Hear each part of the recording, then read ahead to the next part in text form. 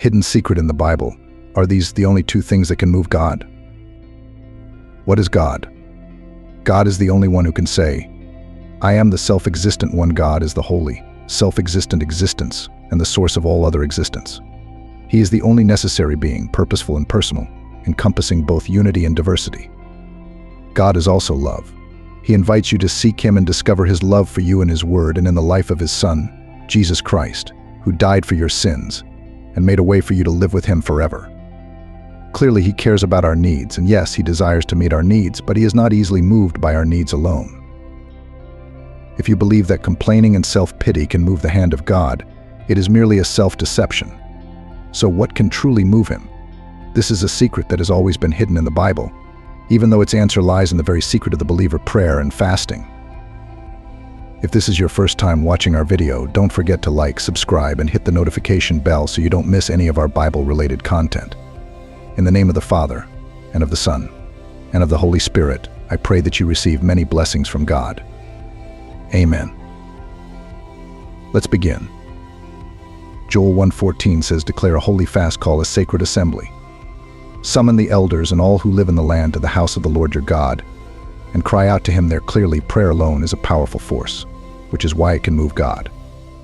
James 5:16 also says the earnest prayer of a righteous person has great power and produces wonderful results. You cannot know the effects of earnest prayer until you begin to practice it.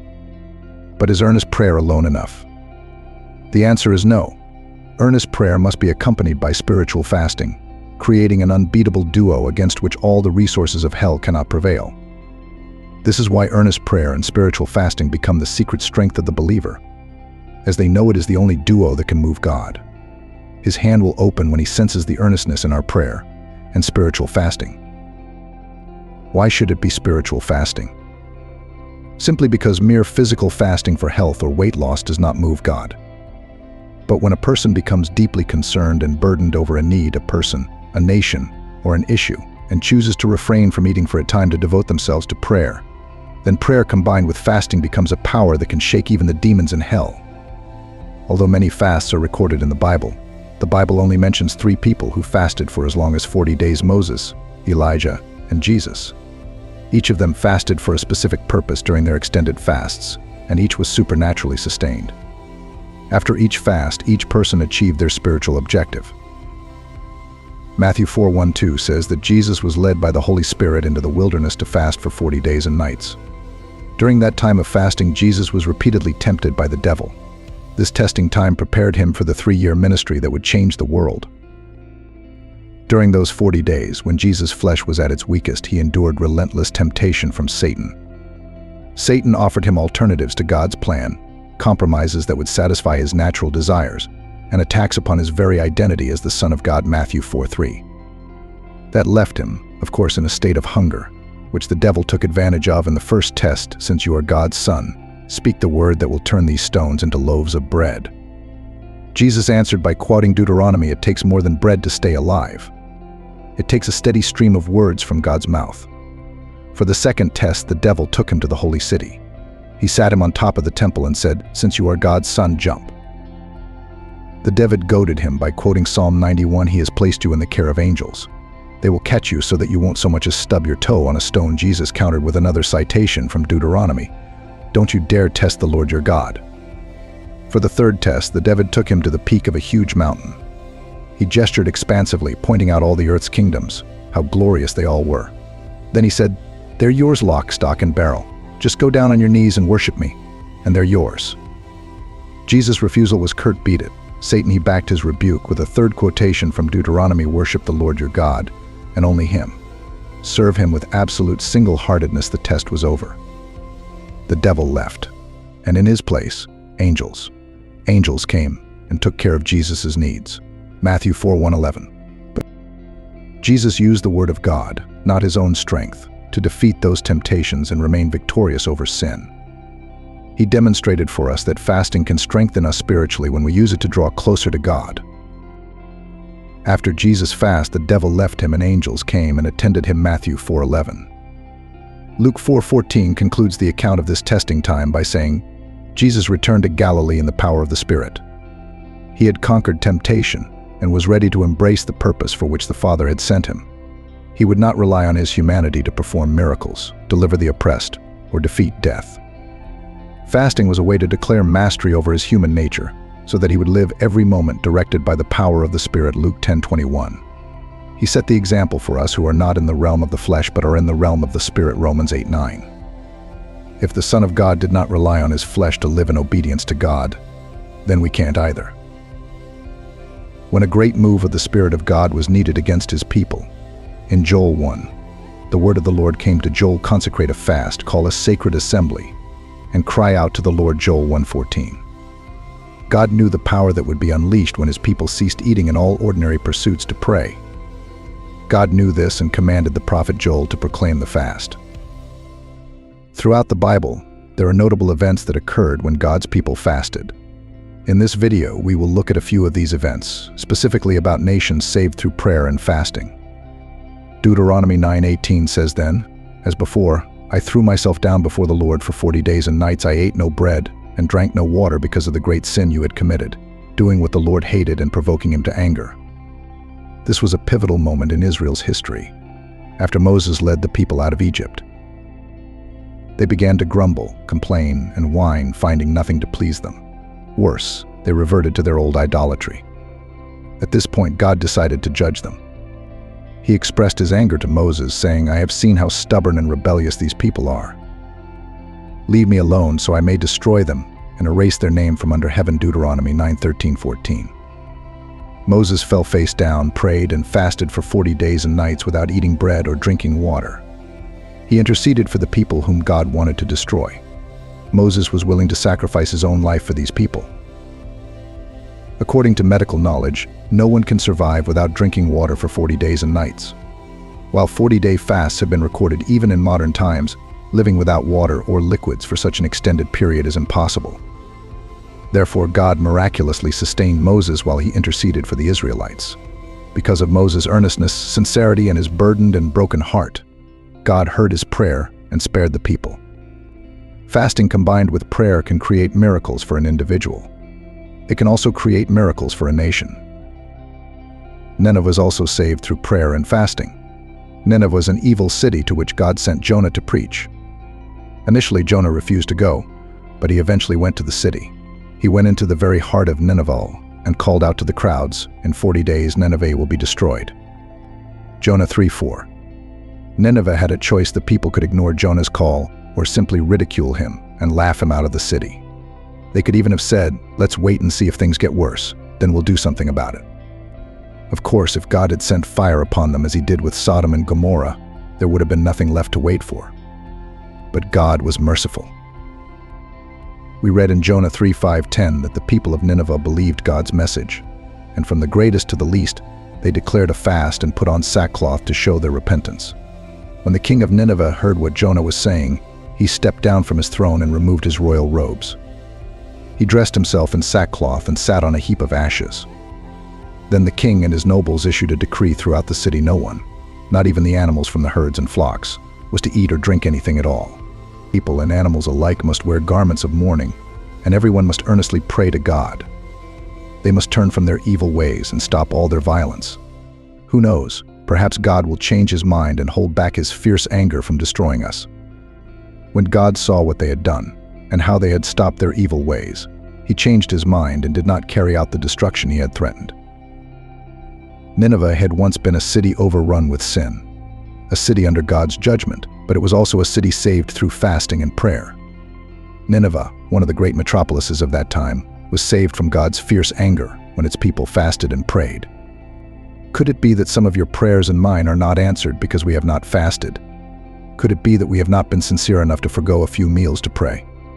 Could it be that the fate of your land might change in the same way as Nineveh through prayer and fasting? Let's look further into the example of a major building project in a city accomplished through prayer and fasting.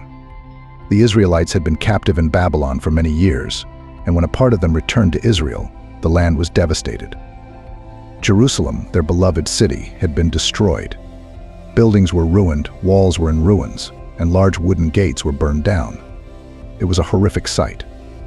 When Nehemiah, the cupbearer to King Artaxerxes in Susa, heard the news of this complete destruction, he was deeply distressed. He wrote in Nehemiah 1:4-11, When I heard these things, I sat down and wept. For some days I mourned and fasted and prayed before the God of heaven. Then I said, Lord, the God of heaven, the great and awesome God, who keeps his covenant of love with those who love him and obey his commands, let your ear be attentive and your eyes open to hear the prayer your servant is praying before you day and night for your servants, the people of Israel. I confess the sins we Israelites, including myself and my father's family, have committed against you. We have acted very wickedly toward you. We have not obeyed the commands, decrees, and laws you gave your servant Moses. Remember the instruction you gave your servant Moses, saying, if you are unfaithful, I will scatter you among the nations. But if you return to me and obey my commands, then even if your exiled people are at the farthest horizon, I will gather them from there and bring them to the place I have chosen as a dwelling for my name. They are your servants and your people, whom you redeemed by your great strength and your mighty hand. Lord, let your ear be attentive to the prayer of this your servant and to the prayer of your servants who delight in revering your name. Give your servant success today by granting him favor in the presence of this man I was cupbearer to the king. Jerusalem was indeed in chaos. Thousands were returning from a long exile to live in their wonderful city, but the city was almost completely destroyed. These people had no homes and no protection against the wandering bands of enemies who sought to wipe them out. It was a terrible situation. What happened? Nehemiah and the people prayed and fasted, and God provided them with the finances to rebuild the city and offered protection while they did so. Because the people fasted and prayed, fasting is hard work. The body doesn't like fasting. Your body doesn't want to fast. Your friends don't want you to fast. And the devil doesn't want you to fast. He knows that fasting and prayer unleash the powers of heaven. Daniel pierced through the unknown through prayer and fasting. The redemption of Israel, including the rebuilding of the temple, was anticipated but had not yet arrived. Daniel expressed his concern when he said, "Then I turned my face toward the Lord God to seek," requesting through prayer and fasting. While I was speaking in prayer, the man Gabriel appeared to me and spoke to me. During those days I, Daniel, had mourned for 3 full weeks. I ate no choice food, no meat or wine touched my lips, and I did not anoint myself at all. Daniel was very earnest. His people had been imprisoned for 70 years, and many of those who had arrived as children had passed away, with few remembering their homeland. But some remained deeply desirous to return and resettle the land. The promised time for their land had come and gone. As a man of God, Daniel invested his entire being into the spiritual battle to reclaim Israel for his people. He fasted and prayed for 3 weeks. It took time to receive the answer, but God responded to his request. Daniel 10:10-12 says, "A hand touched me and set me trembling on my hands and knees. He said, 'Daniel, you who are highly esteemed, consider carefully the words I am about to speak to you, and stand up, for I have now been sent to you.' And when he said this to me, I stood up trembling. Then he continued, 'Do not be afraid, Daniel. Since the first day that you set your mind to gain understanding and to humble yourself before your God, your words were heard, and I have come in response to them.' Obstacles were broken and battles won when a man of God prayed and fasted. Jesus himself declared that there are battles in the unseen world that can only be won through prayer and fasting, Matthew 17:21. Daniel won his battle by using these powerful spiritual weapons. Witnesses were sent forth when the church prayed and fasted. John Wesley once declared that God does nothing except in response to prayer. That premise may be debated, but the evidence in the Bible shows that God acts when effective and fervent prayers are offered. This happened in the first century church. God's word was well received throughout Israel and surrounding areas, but there was a need to reach further as Jesus commanded in his Great Commission. But who would the young church send? The issue was resolved in an intriguing way in Acts 13:1-3, which says in the church at Antioch there were prophets and teachers: Barnabas, Simeon called Niger, Lucius of Cyrene, Manon, who had been brought up with Herod the Tetrarch, and Saul, while they were worshiping the Lord and fasting. The Holy Spirit said, "Set apart for me Barnabas and Saul for the work to which I have called them." So after they had fasted and prayed, they placed their hands on them and sent them off. The biblical method of sending forth prophets and teachers is through prayer and fasting. If we desire total victory in the Lord, we must do everything according to the pattern set forth in his word. Cornelius received God's revelation through prayer and fasting. In the years following Pentecost, the gospel was preached only to Jews, with very few non-Jews Gentiles coming to the faith. But God desired that the Jews be a light to the Gentiles, Isaiah 42:6. How did this happen? It all occurred when a Gentile prayed and fasted. In an unprecedented move, Peter went to Cornelius' house to preach the gospel. Peter asked him how things had unfolded, and Cornelius replied, in Acts 10:34, "Days ago I was in my house praying at this hour, at 3 in the afternoon." The spiritually hungry man had prayed and fasted, and then God instructed Peter through a vision, providing the necessary impetus for Peter to enter the house of an unclean Gentile and share Jesus Christ with him. Once again, prayer and fasting were the keys. Fasting, by controlling your body, demonstrates to God that you love Him and put Him above all else. That's why, when you fast, you can focus your entire being on prayer. You deny your body the ability to distract you from God's Word and the purpose of your prayer. When all the strength of your body is aligned with God and His Word, the fervent prayer of a righteous person has great power and produces wonderful results. James 5:16. A fasting believer is an effective praying believer. A fasting church is a healthy and growing church. Engage in the exciting work of prayer and fasting. It is a dynamic key to achieving spiritual strength through answered prayer.